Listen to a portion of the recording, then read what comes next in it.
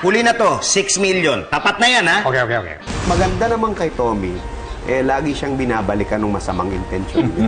Kaya Hindi nagtatagumpay. balanse lang. Hindi nagtatagumpay. Nakakabalanse yung karakter niya si Tommy.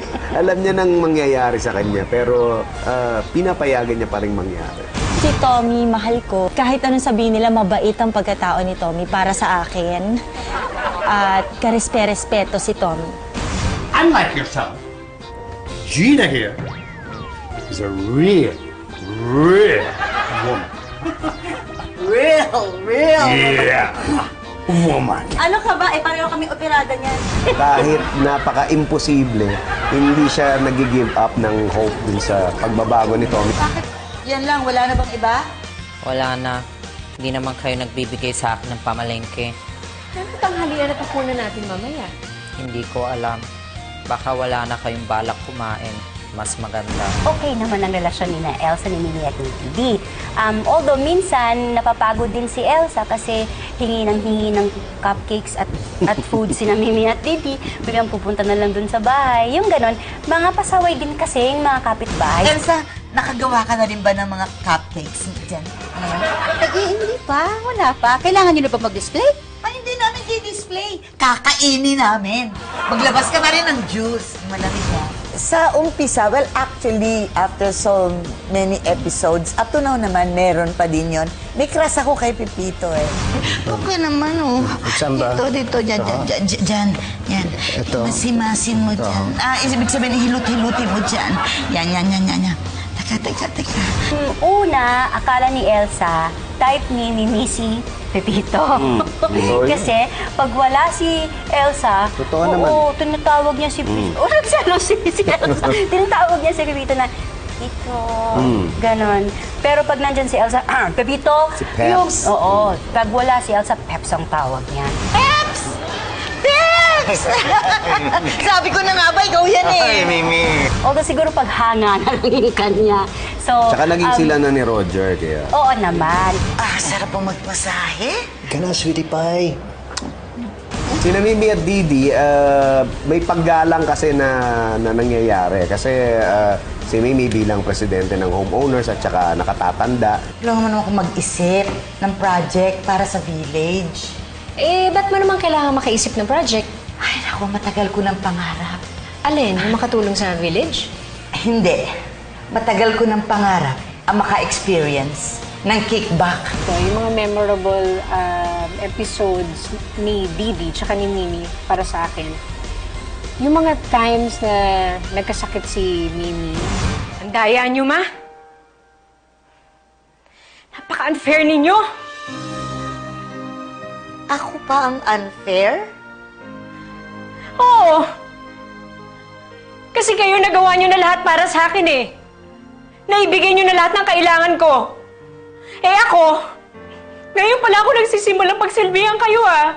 Well, si Didi kasi sexy, so akala naman ni Elsa, hoy, itong si Pitoy ano yan, ha? Dahil Pero nga si Pepito mahilig sa malalaki. Ang mata. Pepito, nandiyan ba si Elsa? Uy, Didi. Pangalan mo yun, di ba? Yung character kasi ni Didi, isa siyang ditzy na na babae. Na medyo ditzy meaning medyo konti lang yung laman ng utak. pero good nature siya. By the way, my name is Henry. Henry Sitaco. But you can call me yours for sure. Oh. Hello, yours. He's kidding, right? No, he's Tommy. I'm Didi, by the way. Isa sa mga memorable na episodes din. Sa patay. Yung... Sa patay. Ay, oo, syempre. Kumanta ako ng Ghostbusters. Marami akong pang-aasar na natanggap doon. Tsaka, yung nag-guest sa amin si Songbird, si Miss Regine Velasquez. Nakakatuwa yung episode na yon. Kasi syempre, di ba? Si Miss Regine nasa Pepito Manaloto. Yung maganda yung pagkatao niya, mapagmahal siya sa nanay niya. Pero, ang weakness niya talaga, kapag meron ng gwapo. siya ka-type niya, tapos lalo na mayaman pa. Magiging si Tommy tsaka si Didi. Hindi ako papayag. Sino ba nagtanong yun? Nagda-drugs ka ba? Hindi. Naku, si Tommy tsaka si Didi. Huwag naman. Berta ay una lumabas sa Book 2 ng Pepito Manaloto. That was episode 60. Si Berta po, parang Doberman Pinscher na. Hindi pwede loko mo. Hindi pwede iloko eh. Kung pupunta ako sa bahay nila, karap ko si Didi at saka si Mimi. Si Berta nandun ako po, parang Doberman eh. Ready to strike. Well, we're good friends. Magkakaibigan kami. Ako, syempre ako yung si Robot, si Maria yung medyo may pagkasyunga. Ang pinaka-okay sa amin si Baby. So, pinaka-matalino sa amin si Baby. So kami magkakaibigan. And then of course, si Robert, ang mahal ko sa buhay at ang ama ng aking baby. Natitiis naman ni Didi si Berta kasi mahaba naman ang pasensya ni Didi. Robot na lumalaban, suwail. Ano pa masasabi ko dyan? Lumalaban sa amo. Dali natin si Mama sa ospital. Hindi pwede. Bakit hindi? Day off ko ngayon.